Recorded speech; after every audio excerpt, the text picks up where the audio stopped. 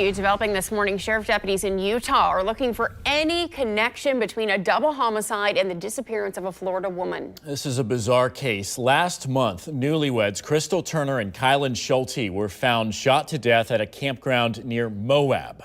A family member says the couple complained about a guy who was making them uncomfortable in their campsite earlier.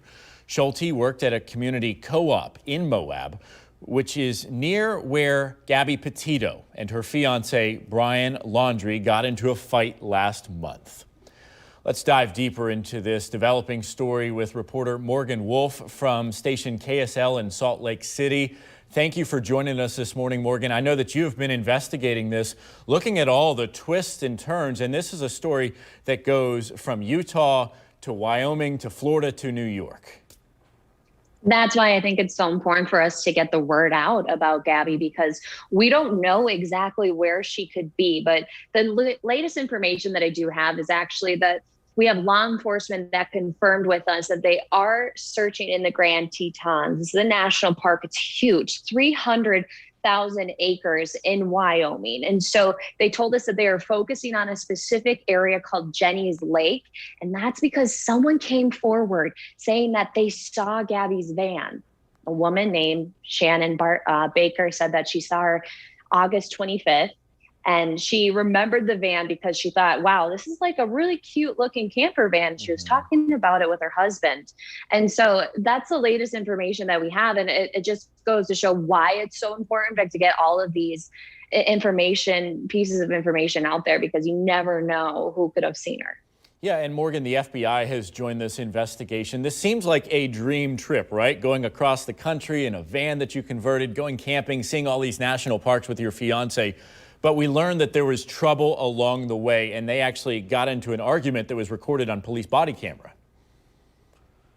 Yes, August 12th is when this happened, and it happened inside Moab, and it was at a co-op where we actually found out one of the murdered women in Moab worked at. And so I did some digging, and I was thinking, was she there that day that this fight happened? And I found out, yes, she was. One of those women, it's Kylen Schulte. She was working at the co-op when the couple were spending time out there. And we got the confirmation that they were out there from Brian Laundrie himself in this body camera video. So we're piecing this together. These timelines of these two separate cases are overlapping, which has led to Grand County investigators in Utah starting to investigate them with a possible connection. And that was a really big piece of information that came out yesterday, because this, like you said, it's kind of a dream trip going across all these national parks. Moab is incredible, and things like this don't happen there. Yeah, certainly. Normally you just have hikers and people that are traveling across the country and enjoying themselves.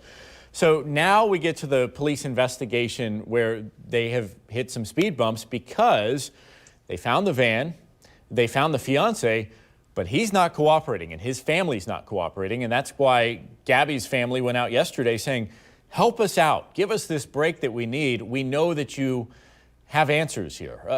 Tell me about that. I mean, it's strange where you could see somebody just saying, I'm not cooperating at all. And that is exactly what police are saying too. It's extremely uncommon, they tell me, that you have a loved one, a boyfriend, that does not want to give any information, not even the last time he saw his girlfriend, and to help out with this search. And so arguably, I think people really feel for the family right now, Gabby's family, as they're trying to find their daughter and they're not getting help from the person that could have last seen her. So police, again, are trying to work with Brian Laundrie and his attorney. He has an attorney that they can filter questions through. I've asked police if they've sent over questions. I haven't been answered that, but they've continuously just said that they have not heard from Brian. So we don't know if maybe Brian's attorney just isn't getting back to them. We don't know if he's saying that he's pleading the fifth, because you do have the constitutional right to not answer questions unless you are indicted by a grand jury. So it's just, it's a very, I think, mysterious and bizarre case here. And it's also wrapping in that idea of social media, because you have this young couple that converted this van and was traveling through these parks. It's a really popular thing to do right now with that hashtag van life. And so I think that's why it's wrapping in so many young people right now too, because they can almost sympathize with this couple of having this dream of traveling in this cool converted van, but then also, very empathetic to the situation of something going wrong with Gabby disappearing. So it's catching the attention, I think, of all ages right now, because parents are concerned, obviously thinking of what if this was my daughter? And then you have people that are in their 20s that are thinking, what if this could have happened to a friend of mine? Yeah. Morgan Wolf from station KSL in Salt Lake City. Thank you for your time this morning. I know you've been working around the clock to stay on top of this case. And like Got you my said at the very coffee, so. beginning, it's very important to spread the word, because literally there could be clues anywhere.